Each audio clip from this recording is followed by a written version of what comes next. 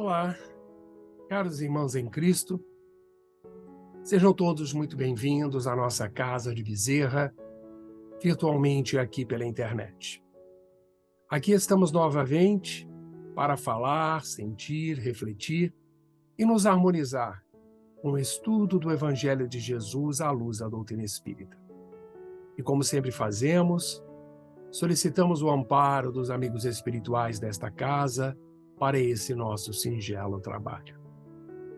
Vamos nos permitir uma pausa para a reflexão e harmonização de nossas mentes e corações, sempre voltados para a luz que nos direciona ao bem. E hoje eu quero falar com vocês sobre a parábola do semeador. É uma parábola extensa, vamos dividi-las em partes. Assista esse vídeo até o final. E no Evangelho de Marcos, capítulo 4, versículo 1 a 25, encontramos esse relato. E começou de novo a ensinar junto ao mar. Veio até ele a multidão numerosa, de modo que ele subiu e sentou-se num barco que estava no mar. E todo o povo estava na terra junto ao mar. E ensinava-lhes muitas coisas por meio de parábolas. E dizia-lhes no seu ensinamento: Escutai, eis que o semeador saiu a semear. E ao semear uma parte da semente, caiu à beira do caminho e vieram as aves e a comeram. Outra parte caiu em solo pedregoso, e não havendo terra bastante, nasceu logo, porque não havia terra profunda. Mas ao surgir o sol, queimou-se, e por não ter raiz, secou. Outra parte caiu entre os espinhos. Os espinhos cresceram e a sufocaram, e não deu fruto. Outras caíram em terra boa e produziram frutos, subindo e se desenvolvendo, e uma produziu 30, outra 60 e outra 100. E disse Jesus: Quem tem ouvidos para ouvir, ouça. Caros irmãos, vale destacar a excelência do processo de ensino-aprendizagem viabilizado pelas parábolas de Jesus, assim como o valor e repercussão desta parábola do estudo de hoje, a do semeador. Outro ponto relevante é que, pela utilização das parábolas, preservam-se os ensinamentos de Jesus ao longo dos séculos, até que tenhamos condições para vivenciar as suas sábias orientações. Como esclarece o espírito Vinícius, o Pedro de Camargo, lá no livro Em Torno do Mestre, quando ele nos diz: Jesus, como sábio educador, costumava recorrer frequentemente às parábolas a fim de melhor interessar e impressionar os ouvintes. Esse processo é eminentemente prático e pedagógico, pois supre as deficiências intelectuais do educando, sempre que se trata de assuntos transcendentes. Assim também, se o sapientíssimo instrutor e guia da humanidade não tivesse envolvido seus sublimes preceitos no campo parabólico, eles não teriam chegado até nós. Interessantes essas palavras de Vinícius. E esta é uma parábola de forte conteúdo para a reflexão de todos aqueles que abraçam a causa do bem na seara cristã. Em qual situação nos encontramos, eu indago? Se nas primeiras é tempo de buscarmos no mais íntimo do nosso ser o auxílio divino, para que vençamos a indiferença, o entusiasmo irrefletido, a fraqueza espiritual e, de forma perseverante, sejamos fiéis aos ensinamentos do Evangelho do Cristo, sem aguardar resultados antes da hora.